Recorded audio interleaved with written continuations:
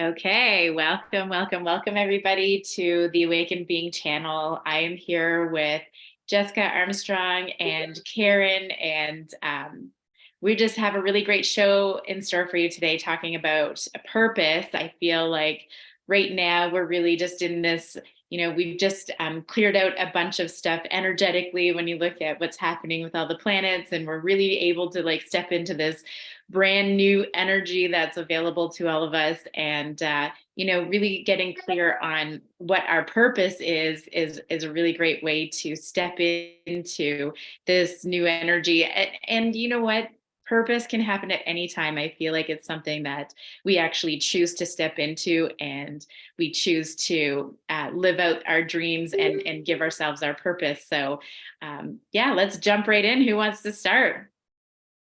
Well, I definitely like the point that you mentioned about that it can kind of come about when at any time.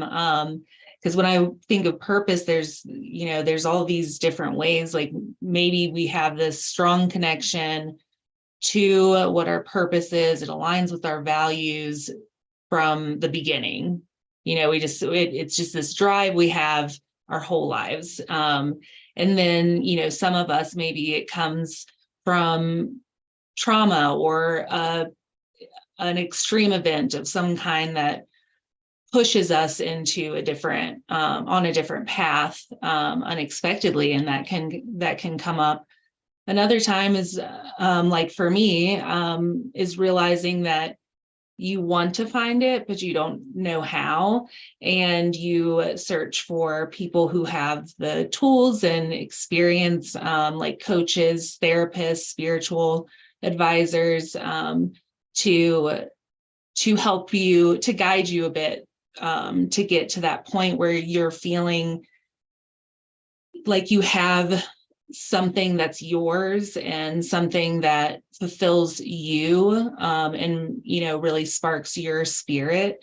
And yeah, I think everybody, once they find it, it's really something precious, but it comes at its own time, which is something I love. I love to watch as a coach, especially watching people kind of dive in and then discover that, and start living it. I mean, it's really amazing. Yeah, I totally agree with you. And it's so interesting when we find that purpose, the passion that comes behind it. It's like a drive that I don't think anybody can explain it unless you've like actually lived through it. Mhm. I love that you pointed out too how energetically we're in this process of clearing space, which can be a great time to uncover or possibly rediscover what that purpose is. Here we are in this transition into spring for those of us in the northern hemisphere, but a seasonal transition, just like major life transitions, can be the sort of opportunity that our lives present us with, where as we're transitioning from the previous chapter into the next, a new path to our purpose or a new part or some aspect of our purpose might be revealed, or a new method of pursuing that specific purpose, that drive, that mission can be uncovered in a whole new way that maybe wasn't available or visible to us before. So it's never just one thing. It doesn't have to be this one momentous moment in life that people are constantly searching for or aiming toward, or they already had that, it's in the past and that's over with. It can be constantly evolving and growing and changing with us, just like the seasons. Absolutely. Yeah. Did you want to add something to that, Shannon? Yeah, sure. I was thinking about it a little bit this morning, and thank you for letting me join a little late. Sorry about that. I kind of getting to what Karen was thinking. I've spent a lot of my life kind of trying to find my place and figure out what I'm here for. And for a long time, you think it's the job or the for me, it was the job. What am I going to do with my life? And as you start to unfold things, it's like, I don't have just one purpose. It's not about living a purpose. It's about living on purpose and in purpose. And and like Karen was saying, there's so many ways that we can do that. I mean, my heart is really for people. And for a long time, I was so focused on wanting to change the lives of college girls and help them to know themselves and understand themselves and create a life that really makes their heart sing instead of just doing things the way they've always been done. And I think you and I talked about that, Linda, when we first chatted. And then I realized, I mean, I have a perfect example, and I won't go into all the details, but there was this perfect job here in Vail, and it was teaching at a charter school that was very focused on experiential learning and emotional and social intelligence. And that ended up not coming to fruition. And my current job, I'm now a sales rep. And somebody's like, but that's taking you, the guy that I work with, he's like, I don't want to take you completely off your path. And I said, but you're not. You're not, because it's about how I want to show up in the world, who I want to be in the world, what I want to give to the world, what I want to bring to the world. It's all about what I want to create for me, for you, for myself, for everybody else in the world, and for the earth and the world that we live on and in. And so I'm still able to bring my most authentic self into a very different kind of role. And I'm still honored and valued and respected and appreciated. And I'm still able to give that to my prospective accounts and to my accounts, Karen. And it's just so much bigger than that. Oh, that's my purpose. That's my thing. Yeah. Yes, there's so many things like going through my mind as you're talking. I'm always, every time I talk about purpose, I'm always reminded of the Serena Williams movie. Did you guys, anybody here ever see that one? It was so amazing because so her dad brought her up with like every day, like, you have purpose, you're going to do this, you're going to be amazing. And like every day was just programmed and like helped her really succeed throughout all of her growth. And, she was still is today, one of the best tennis players that there ever is.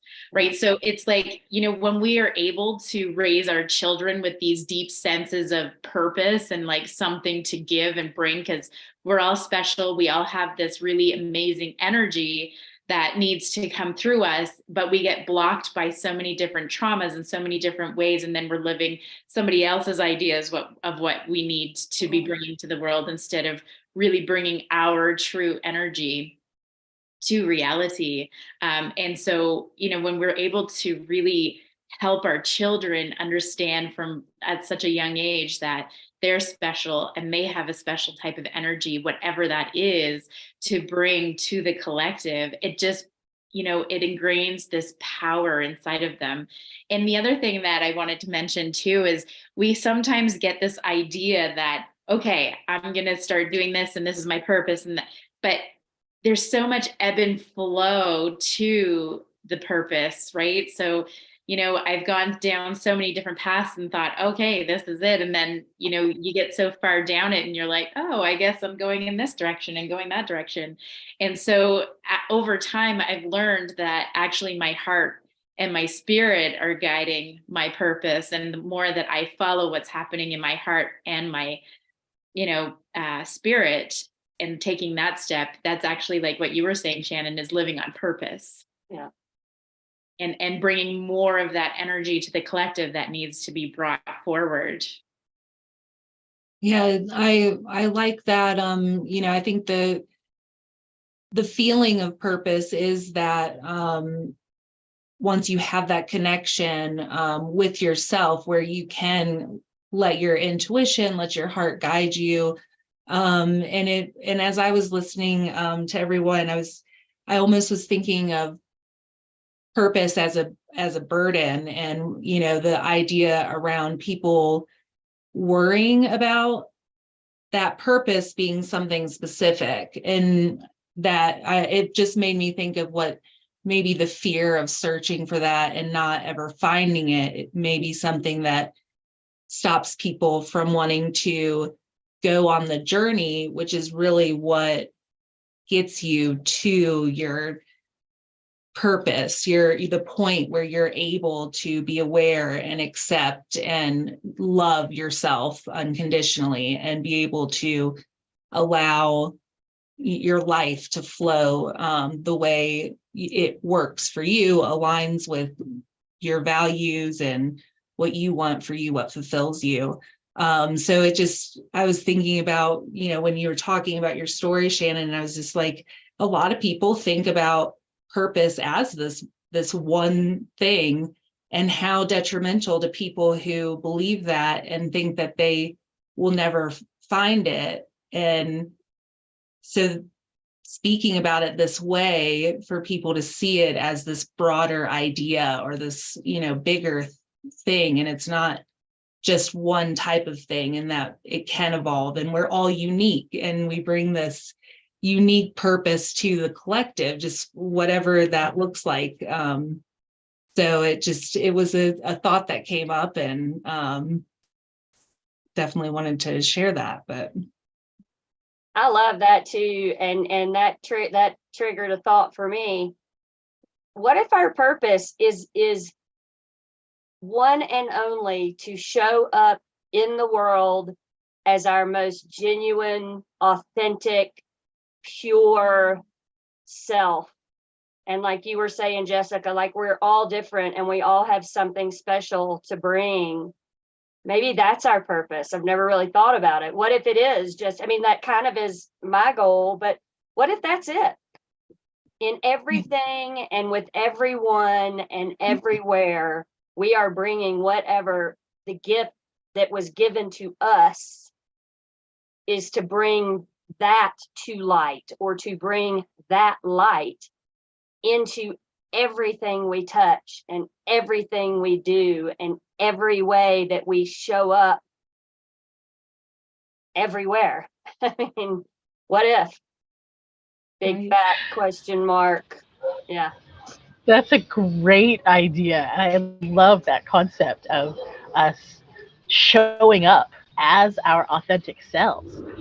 And I think it's important to note that that's not necessarily the same person from day to day, or week to week, or year to year.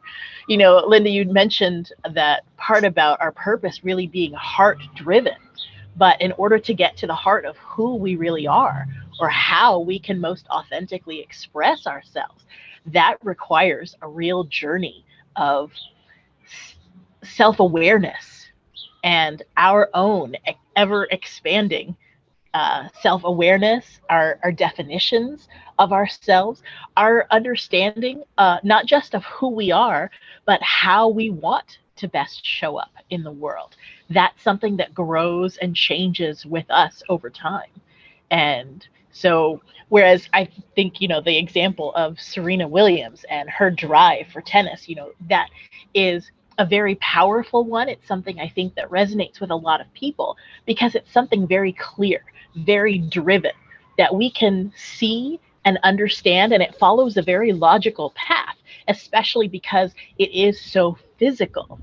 And yet, for a lot of us, our purpose might never look like that, because it's not something as clearly definable as sport, or as a competition in which somebody wins and somebody loses. Somebody excels and somebody else is defeated. It doesn't always look that crystal clear. And so I think that's where, as Jessica, you mentioned, maybe that purpose feeling kind of burdensome, because it's a little bit murkier to uncover. But that doesn't necessarily make the journey any less interesting. In fact, to me, that makes it all the more fascinating a process to uncover. Yeah. And it's really interesting because working with a lot of people through their subconscious mind, and like a lot of different programs and traumas that you see, when you start talking about purpose to certain people, it's like they have a hard time really embracing that they may have purpose, that they are chosen for a certain type of role to fill in this world. And I've seen a lot of fear around all of that too, and just trying to untangle some of that energy around the idea of having purpose. And I've been doing a lot of thinking and processing around what forgiveness means. And so really forgiveness is to help you give more of yourself. So the more that you are able to forgive others, forgive yourself, or forgive God, the more you're able to give deeper parts of yourself to the reality, to the people, to existence, or what you're here to do. And so I feel like all of these aspects, like gratitude, forgiveness, purpose, like they're all very closely entwined to be able to like really just bring more of yourself to the collective. And when you look at some of the greatest people who've really walked the earth with these really strong senses of purpose, it always strikes me funny how existence or the people around them will often give them a hard time until they succeed. Yeah. And then once they succeed, they're like, oh, well, that's what you meant. And then all of a sudden, it's like, well, if we had more people in the world who are able to support somebody in their purpose, or, I feel like we'd have, a better community in this whole grand scheme of what's going on.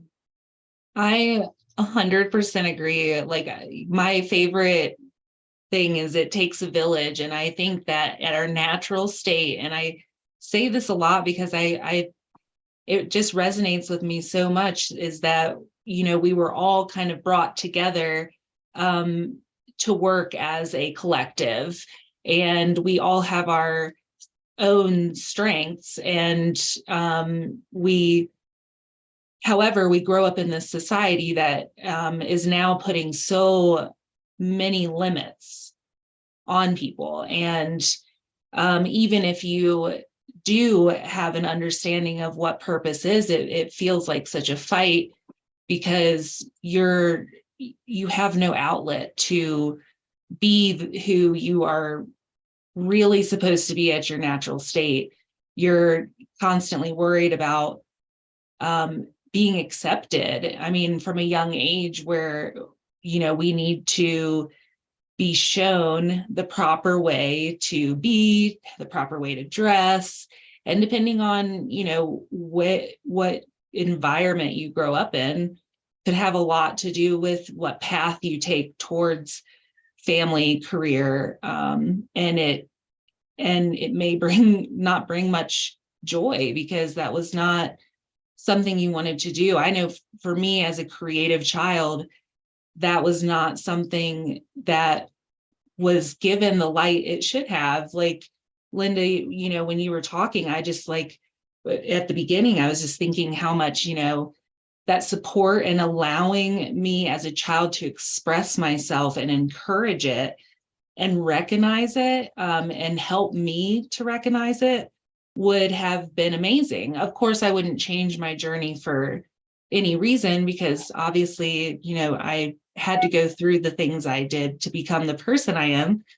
But that's a thing that I think would help a lot of us not internally be so anxious and fearful and uncertain and lost. It would help us really take on and own our strengths and our value and our unique purpose.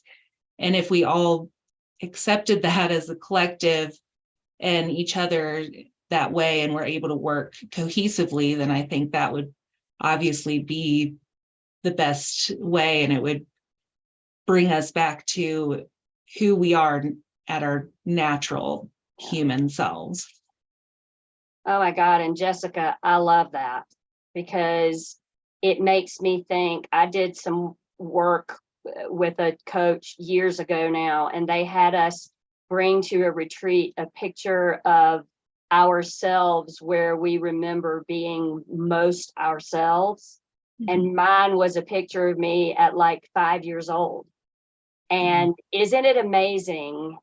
This is so cool because I've thought about this in so many ways, but I love this kind of discussion because it just shines light on other angles.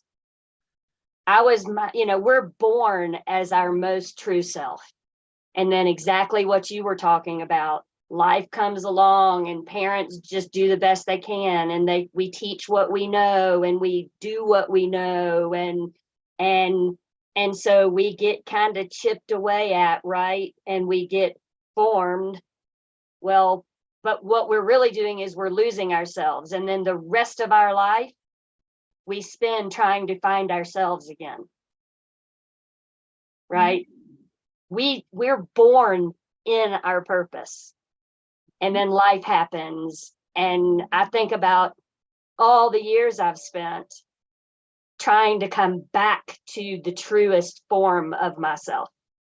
So, girl, I know what you're talking about. And in this day and age, I feel like kids are raised as students. And I know it's not always the case, but there's so much emphasis on education. And in a lot of worlds, my final goal in education is college. And I think there's so many great things about college. I mean, I learned a whole lot more about myself than I did about finance when I was in college. But and gosh darn it, everybody's just doing the best they can. But that's why all the work that people are doing now is so important to really help young people shine a light on that thing that makes their light shine.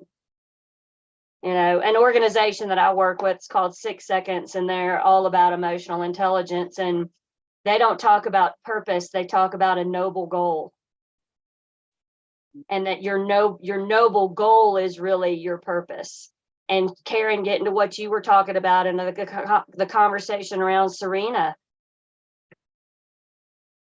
we think tennis is her purpose.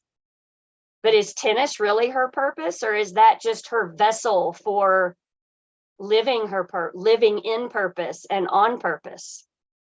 Often I think we look at purpose as being the how, or are we going to accomplish something? And that's just the vessel or the vehicle for us to be able to live out and in and on purpose as that most true, genuine, pure version of ourselves. And Linda, it comes back to the conversation about love. Value, honor, respect, love. How do I want to feel? How do I want to make other people feel? And what do I want to give to the world? Absolutely. Yeah. And we get these different ideas about what purpose is. And yeah, anyways, I don't know where my mind was going. Do you have anything to add to that, Karen? I do actually, as a nomadic world schooler, a radical unschooling parent. Shannon, when you talked about how children are raised as students first, oh, that has set off so many. Absolutely. I mean, it's important, as you pointed out, that, as adults, we often repeat the patterns that we've been taught. We do what we were raised to do, how we teach how we were taught. And so it takes a lot of courage to step outside of the system of norms and expectations that generations before us have followed in order to walk a different path in pursuit of whatever purpose, we might be determined to follow. And it can be a real challenge, especially, to say, for young children who are raised and educated in a system that, for all intents and purposes, is incredibly random and arbitrary, categorizes them and groups them based on, when and where they were born, more than anything that is intrinsic to their interests, their values, their purpose. And after going through this process that we expect most young people to go through called school, then they come out the other side and have to really kind of start all over again to try to figure out, who am I and where do I fit in after I no longer am a part of this system where externally I'm being told where I fit in, where I rank, and how I'm doing compared to everybody else.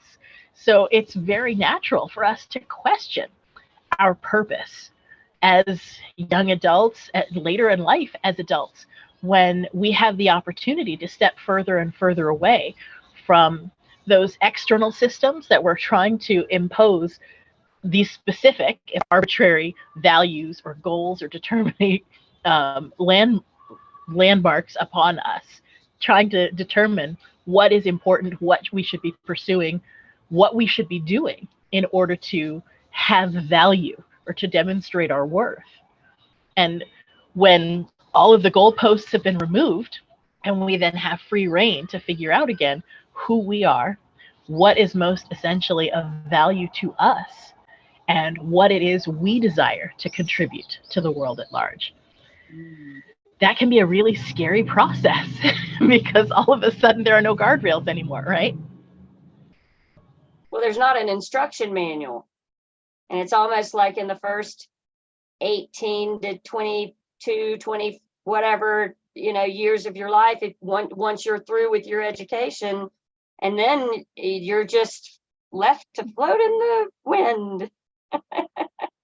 Which is Right. great. And depending on what course of study you pursue or what field of employment you might enter, suddenly the rules change and you're input into a new system where you're learning a new set of rules and guidelines. Again, however arbitrary they may be, but they are then categorizing you and determining your rank, your position within the structure, your purpose, whatever it is you're supposed to do to demonstrate your worth, your value.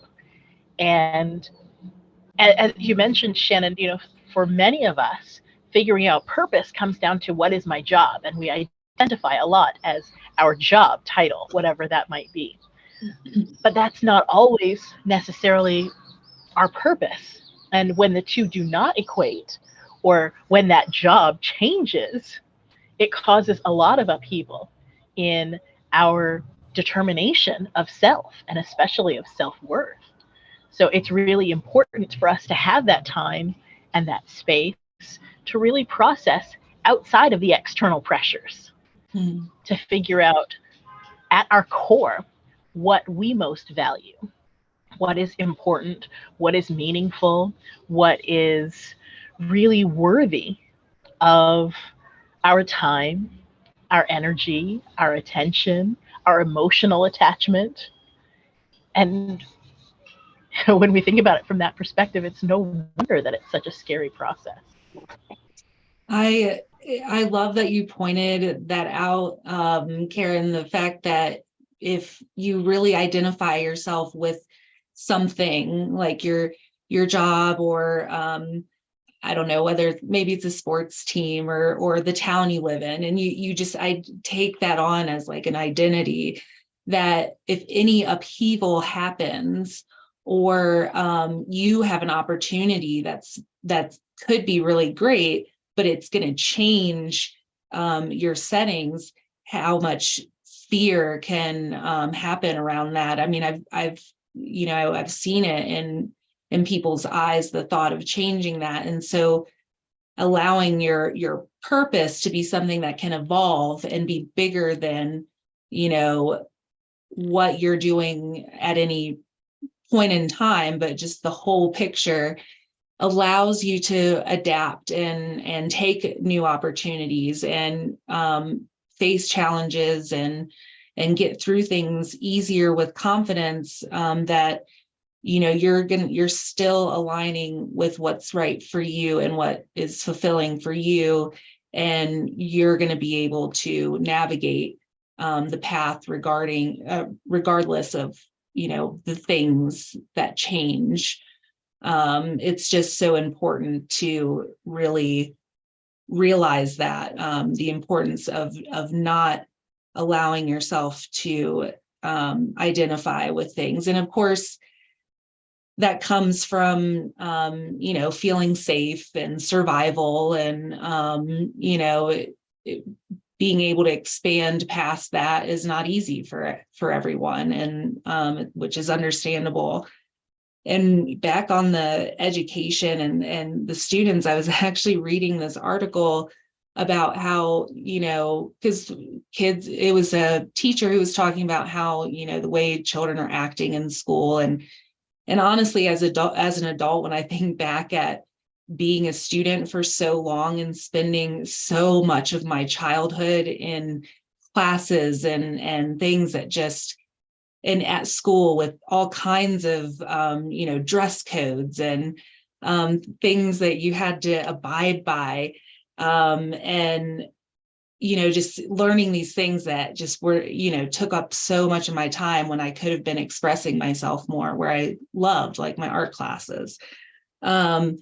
And they were saying how students, because of and I think the creativity of the younger generations is just immense. And I hope that they have a better chance to express it and grow with it. And I think but the article was talking about how they know now, they know because of what our stories have told, is that there's no promise or guarantee of any kind of job that you'll enjoy, financial security. You're going through all of these things. You're going to school, 8 hours out of your day. And what are you really gaining from it? And honestly, for me, from life experiences are some of the best teachers. And the more that you can have that, the better. I mean, it's incredible how different we could do things. I mean, I was working by 15, so I was going to school and working. I mean, that was at 15. And I think I was like, I would never want my, my child to have to do that. But that was kind of a normal thing.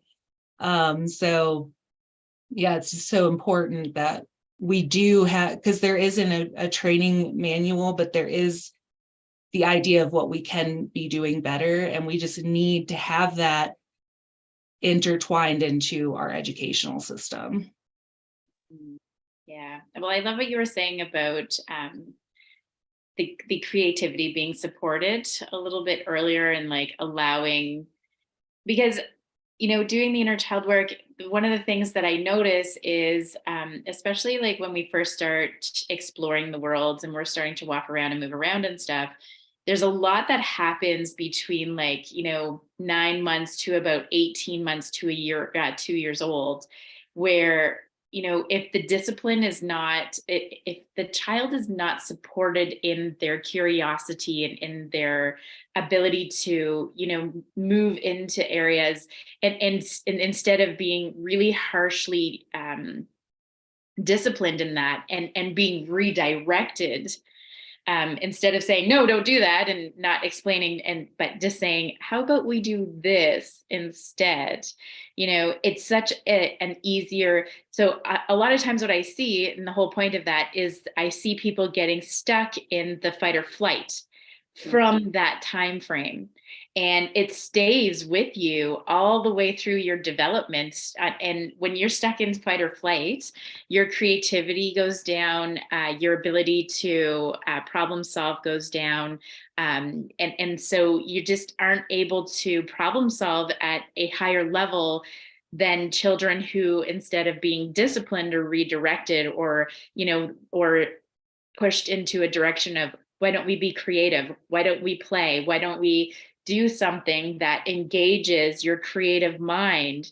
And, that harsh disciplinary area can really shut down, a child's, and into adulthood ability to, have that wonder about the world. I know we've been living the world and we live every day, but every day is a wonderful experience. And we have this opportunity to come to it with this wonder of like, what's the day going to bring? And I really feel as though, there's been studies done that when we have a strong sense of purpose, when we wake up and we know we have things to do, we have tasks to overcome, we have like, problem solving skills are going to be working, and there's all kinds of creativity going to be happening, that we actually have higher production of dopamine. So that's your serotonin levels and your melatonin levels just start to rise on their own when we're actually engaging in these parts of ourselves. And the other thing that I really feel is we've lost our ability to have faith in ourselves and in others and in actually a higher power. And when we really connect to that faith again, and we can really surrender more parts of what we have to accomplish and what we're here to, like, our purpose of whatever that looks like that day. And we can just hand it over with a saying of like, I'm here to achieve the highest, best good for everybody that's in existence. So just help me, guide me on that path and this purpose that you have me on. And like that kind of faith and those kinds of prayers really start to like help you like level up and draw people to you that really support your purpose, support what you're here to accomplish. And so it doesn't feel so much like you're dredging in the mud trying to get through this. And one last point that I had was, so I was reading some research one time, and this man was doing all of these different past life regressions and going back and connecting to spirit before your life planning. And one thing that he came up with was that each spirit actually specializes in certain virtues. So if that's patience, if that's problem solving, and there's like a huge, I think he came up with like there's like 42 different purposes that the spirit can specialize in. And when we come down and manifest into physical reality, we actually are drawing circumstances that cause us to use those particular virtues. And so that's what we're bringing, and that's what we're expressing. And so that's a lot of the challenges we have, is to bring those particular virtues forward so people around us can learn from how to bring those virtues. And so, yeah, I feel faith is a large part of purpose-driven life. Yeah, I love that too, Linda. The idea of oh gosh, I kind of lost my thought there, but it was just the last thing that you were saying. Oh my goodness, I'm sorry. I completely had a point on that, and it just like left my head.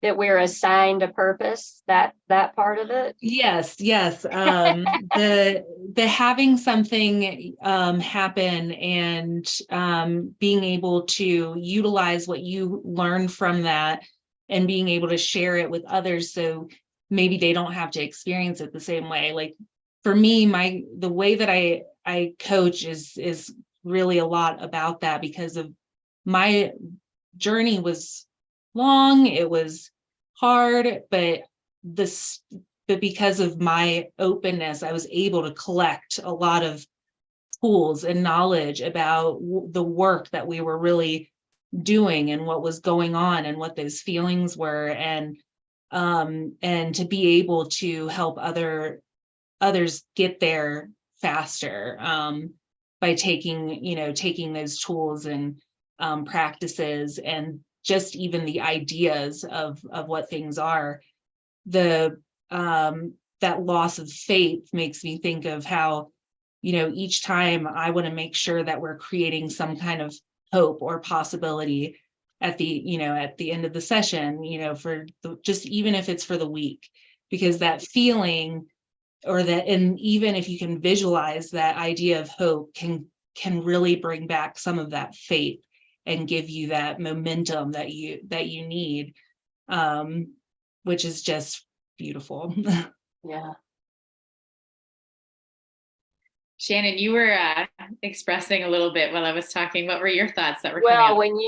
when you said that, I don't remember exactly, but basically that we're drawing people and situations to us that not allow, right?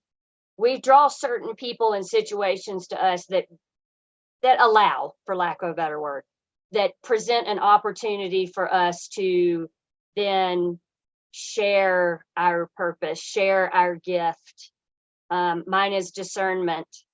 So I'm able to help people see things differently and understand things differently. And it's funny because, I didn't know it was discernment, but I think I've been doing that for a long time. And I was my first subject, really having that awareness of, oh, wait a minute, this is how I'm showing up and this is what it's creating, and feeling misunderstood myself, and wanting and making me realize that if I wanted to be understood despite myself, for lack of a better way to put it, then I needed to practice giving that to other people as well. But that was where I was like, yeah, wow, yeah, shoot, and yay, and shoot. Yeah, pretty interesting. It is, yeah. Yeah. Did you have anything you wanted to add to that, Karen? I love how some of the essential values that continue to come up are faith and hope and love. And we recognize all of these things as important to pursue from a very heart-driven perspective. And yet these are exactly the sorts of things that cannot be measured by time, by distance, by speed of various busy work activities.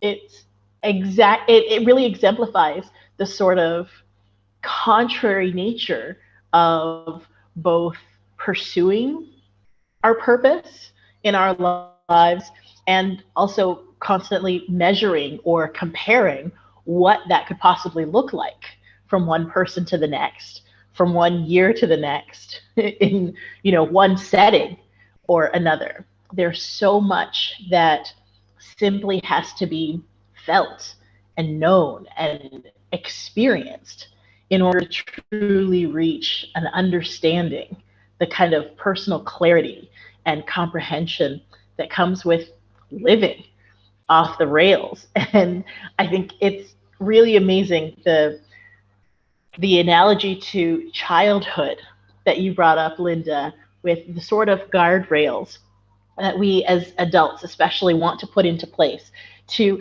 for reasons of safety, often for reasons of convenience, for the added knowledge, experience, understanding, wisdom that we get with age, that we know that young children have not yet acquired. And yet our desire to impose and sometimes restrict movement and choice and expression are all those things that continue to restrict and restrain that sort of free expression that gives us the faith, the knowledge, the understanding of ourselves and of our options to find that purpose. So I think it's important that we're constantly aware of just how contrary sometimes our desires are for wanting to see, measure, understand results versus what it is we actually want to feel and experience and get to know within our hearts. Can you say that last part one more time? Because I think it's so important. Say it again. Sure. I think it's really important for us to constantly remind ourselves of the very contradictory nature between what we want to see, what we want to be able to measure, versus what we know we have to personally experience to feel and understand and know about ourselves in order to find and really be able to live in our purpose. Oh man, I love that so much. This is so sometimes I'll do readings online and I tell people, it's really great to have creation and we want to be able to create these things in a world, but a lot of times we don't recognize right now we're here and we want to be here. And you have to think about all of the lessons and all the experiences you have to go through to get here. And I think that that's where people get kind of misconstrued in the law of attraction, because they want these things to be happening right now. But it's like they would be happening right now if you were that person, but you're not that person yet. You got to get to be that person. And so there's, events and different choices and different experiences to get you there. And not to mention the fact that the path from here to here might not necessarily be a very straight and direct line. It often looks like this, zigzags back in on itself. Absolutely. And I mean, to me, that's like what life is, and purpose living is like this, like, it's never a straight line. And yet, how often do we get frustrated because it's not a straight line, because things aren't happening in the nice, orderly progression that we would like to see? It's so important to remember too, or practice the loving the process. For me, that was something that was a huge learning point, because yes, you want to get there. And I think a lot of times it would cause blockages for me because it would seem, so far away, but I was thinking about the leap and not the process. And I had to learn to really enjoy the process of getting there. And it just opens so much more space and for opportunities to come in and for the path to evolve in a way that you didn't even know you wanted it to go. And it's just so exciting. But it's something I definitely try to motivate, is really loving the process, the practice, what you're getting from it, what you're learning from it, loving that. For me, just being able to learn more and more all the time about myself and the world around me is a true gift. So. Well, and I love that too, Jessica. And I think it goes back to what we've been talking about, which is that we see that final thing as our purpose or our goal. And so we lose sight of everything else that's going on. I refer to the timeline of life a lot, right? And I think Karen was talking about like, what was the word? Kind of, the big marks on the line along the way, like I'm going to do this and I'm going to do that. And we forget about all the stuff that happens in between as if it doesn't matter as much or something. But getting back to what we were talking about is that journey, the things that you experience along the path as you work toward what you think you want to be working toward. It's living in and on purpose in everything that we do, in every decision that we make, even if it's a bad decision, that we own it and we just do the best we can. One of my favorite coaches that I worked with said to me something to the effect of, Shannon, if every decision that you make is true to you, then you really don't have to worry about what comes next. Because if every decision you make is true to you, it is going to lead you in the right place. And again, even if the decision doesn't work out, you know that you have the faith and you have the power and you have the choice to make a new decision in purpose and on purpose and fully true to you, and trust it and just keep it. Everything we do is in purpose and on purpose. Absolutely. Yeah. And that's where all the like magic happens. I was listening to somebody, they were saying how if we all get really excited like at a concert for the beat to drop, everybody's getting excited, and then like right before the beat drops there's this silence, but there's these vibrations, and it's the highest excitement right then. And of course you're continuing to be excited once it does drop and you get back into it, but it's right before that, and that's where the magic is happening. And I just loved that because I felt that feeling before, and I was like, oh, it's such a good point, That anticipation, Yeah. that high vibrating energy, because something incredible is coming, and there's joy in that moment, even though the big thing, whatever that big thing is, hasn't happened yet. Yeah. You're right. Too often, Ooh, I love that. We're so focused on whatever the big thing is, we don't just pause and enjoy the anticipation. There's so much joy in the journey from point A to point whatever that might be.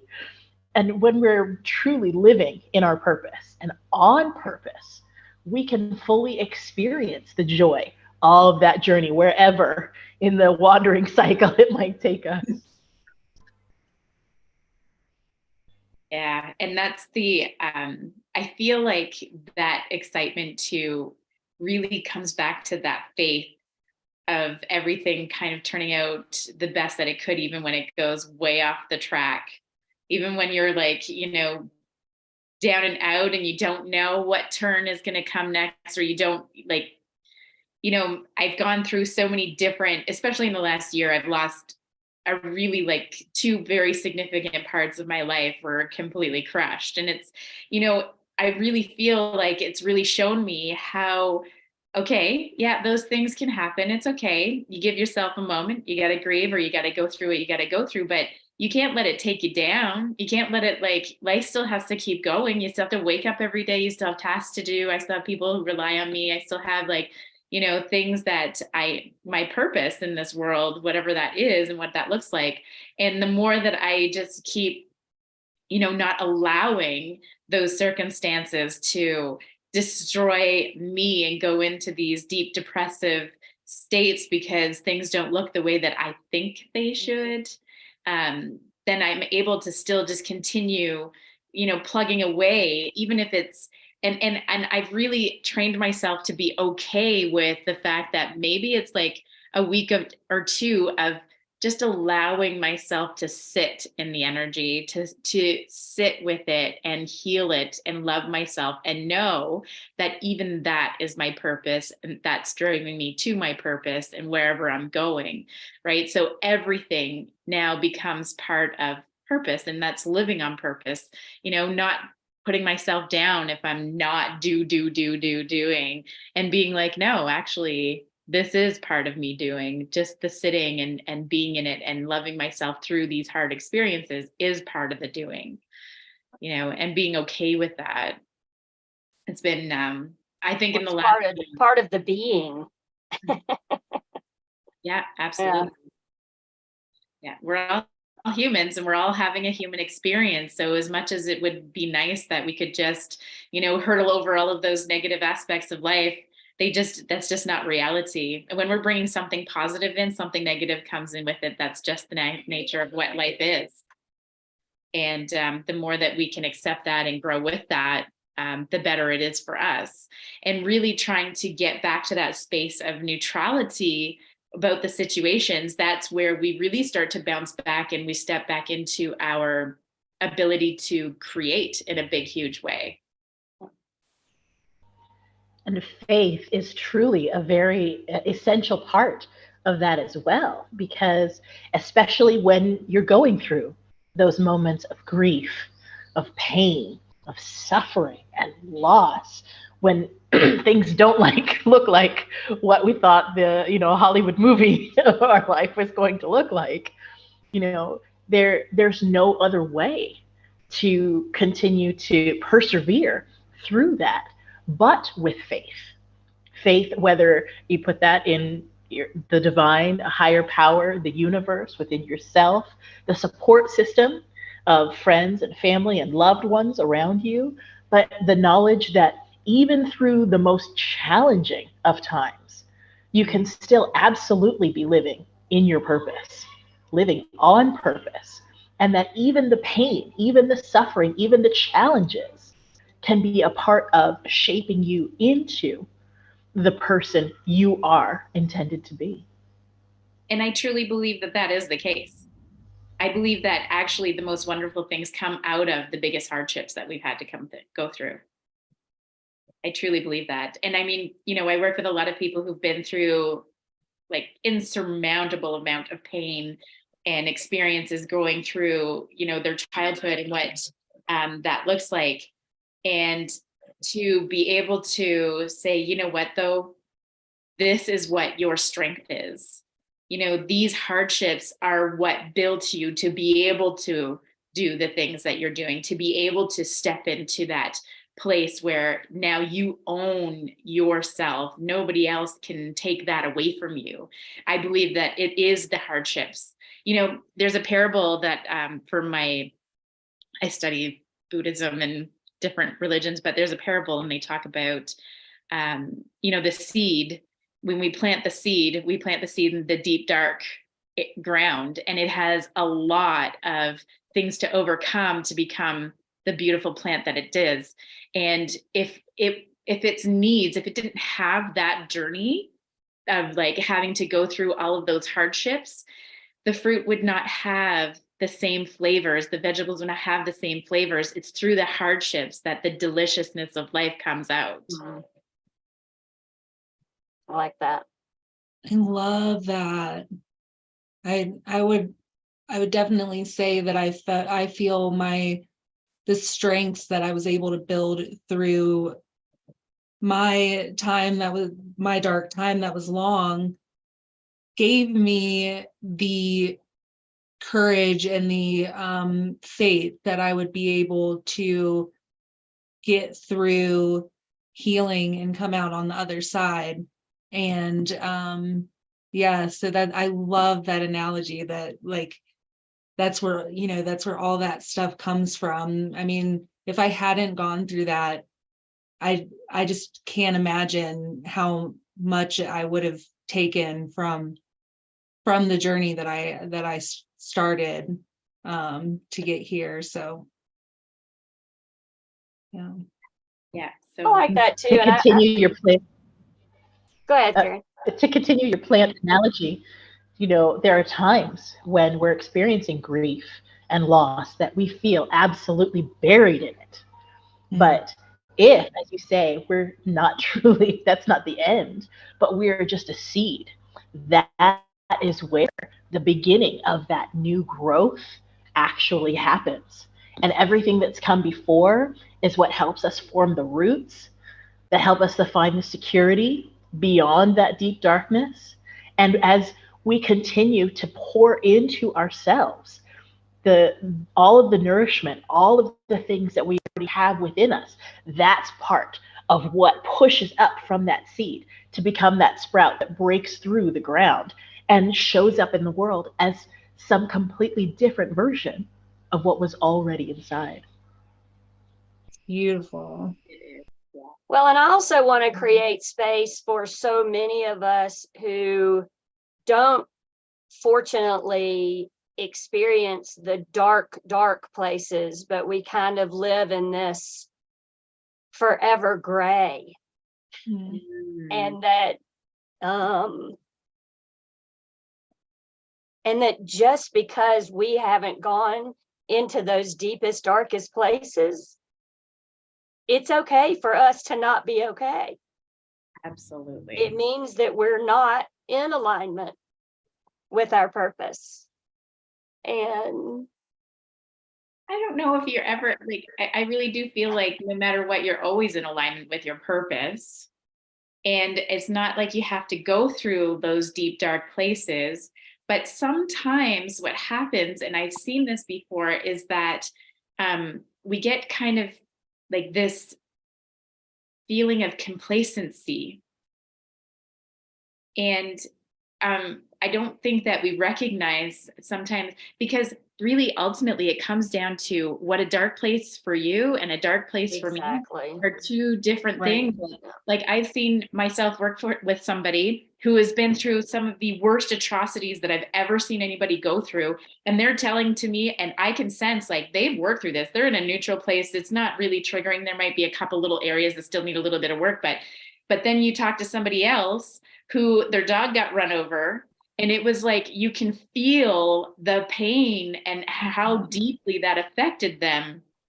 And so, like there's no category, I don't feel, as to, what a pain should look like, or what, a dark experience should look like. I feel as though everybody gets dark experiences and everybody gets light experiences. And sometimes what happens is we kind of get this blanket put across ourselves where we just don't feel like we're engaged in what's happening. And maybe that's a little bit of the gray area that takes place. I'm not sure. I'm just kind of feeling into.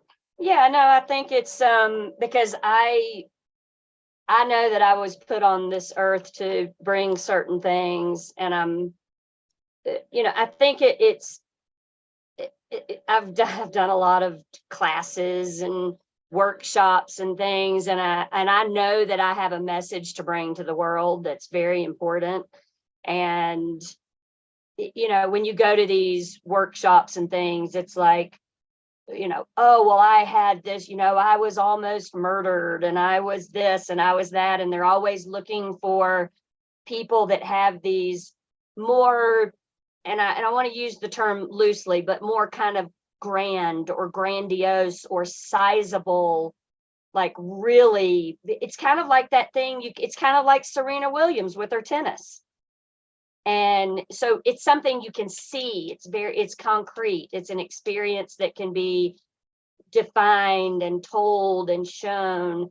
And there are so many of us, including myself, which is why I'm so passionate about it, that I don't have that really big, and I totally agree with you, Linda. I think it is about how our nervous system receives the trauma. But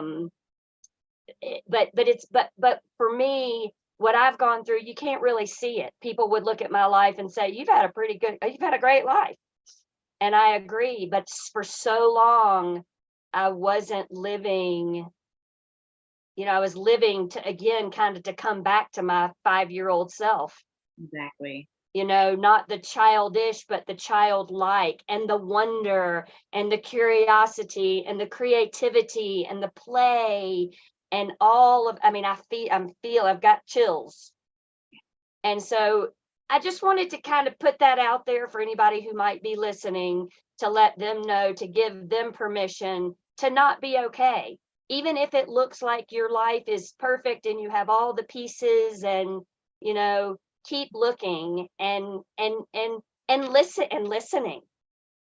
Because if you're not feeling that light, if you're not feeling aligned, if you're feeling like your dots aren't connected, listen and get curious and wonder and play and explore and find that place that feels right. Because it's okay if everything has been perfect in your life and you still don't feel quite right. Absolutely. And honestly, for me, people probably would have looked at my picture growing up as pretty, I grew up in a conservative household. We were middle, class, and, I went to college and did all that stuff, and nobody knew that there was this thing going on, that I was living alone for years, all alone by myself. And for me, the power was to be able to come forward and talk about my experience, in just hopes that anyone feels related to that and would like to talk about it, or anything like that. Because for me, it was absolutely part of my healing journey, was to be able to own that, be able to say it out loud, and be able to share it as a strength, as a badge of honor. And it's certainly not to take away from, because there are people, we all have a baseline, of trauma or darkness, lightness, and Right. it's always different. And I think it's just, for me, wanting to make sure that people know that they're not alone, and that there are people out there who understand in a way because they've gone through it. And that could be a very specific thing, perhaps, but And there's no comparing at all, which Right. which is what you're saying. I so agree with you. Yeah. It's just my little niche I wanted to. Yeah, and it's especially in perfect this there. day and age. In this time in which we're living, where people are essentially living multiple lives, the lives that we live day to day in the real world, and the digital highlight reel that's shared on social media. It is possible for two seemingly opposite things to be true at the same time. You can have had a good life with lots of advantages and privileges and benefits and access to resources. And you can also have experienced something traumatic, something dark, something hidden or shameful or embarrassing, or whatever the case may be, that's simply not visible. The two things do not have to exist only separately. They can both coexist. And acknowledging that, understanding that, and recognizing that we're not always seeing the whole picture, and it's not our place to judge someone else's journey, because it's going to look different from our own, helps us to, again, be able to stop comparing, so that we can expand our own self-awareness independent of how it might look to other people. And I think having a variety of people who have gone through a variety of different experiences, wanting to help others because of that gift is always a good thing, because now we need it more than anything. And complacency is definitely very easy to get into, because it's become a survival mode for most people. Because my goodness, it's like just to get through the day can be difficult. So just having people, I think at any range, is in having multiple varieties of places that people can get the help they need is just absolutely something that we need. And combating the myth too, that because you're experiencing challenges or hardships, that you're not living in your purpose is not necessarily true either. The fact that you can be living and working and operating in your purpose and still have obstacles to overcome in that path, and still experience grief and loss and sadness and pain. And those things are not mutually exclusive. And it is possible for both of those things to be coexisting in the same space, in the same being.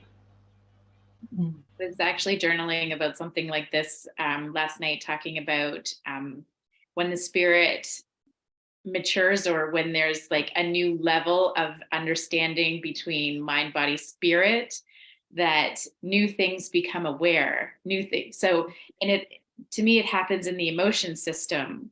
So we could be living in a circumstance and be okay in that circumstance for a long period of time. And then all of a sudden we wake up one day and wait, there's this weird feeling, something doesn't feel right anymore.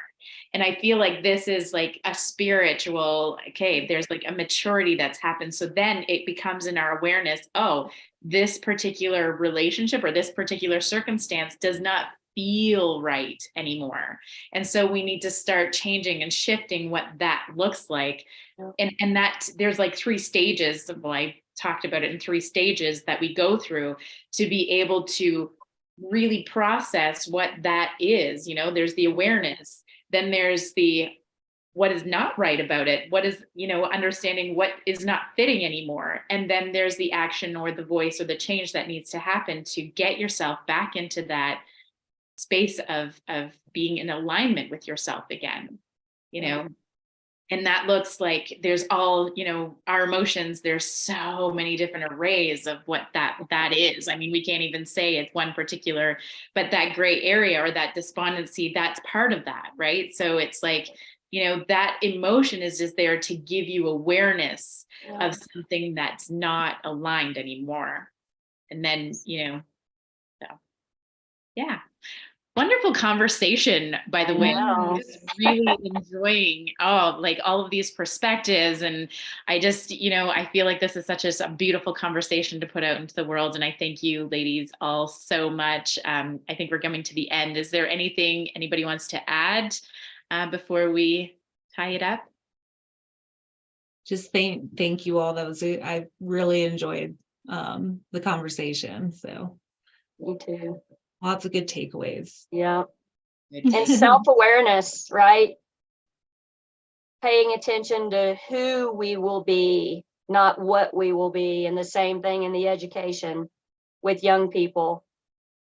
What we will be is important, but who we will be will always be with us, no matter what we are or where we are or what we're doing. Knowing, you know, that self-awareness, it's the key. Yeah. Really is the key. Absolutely. Absolutely. And the more we're able to expand not only our self-awareness, but then our perception and our awareness of others and the space around us, we can continually find joy in the journey and not just be waiting for whatever the end goal might be. Yeah. Yeah, absolutely.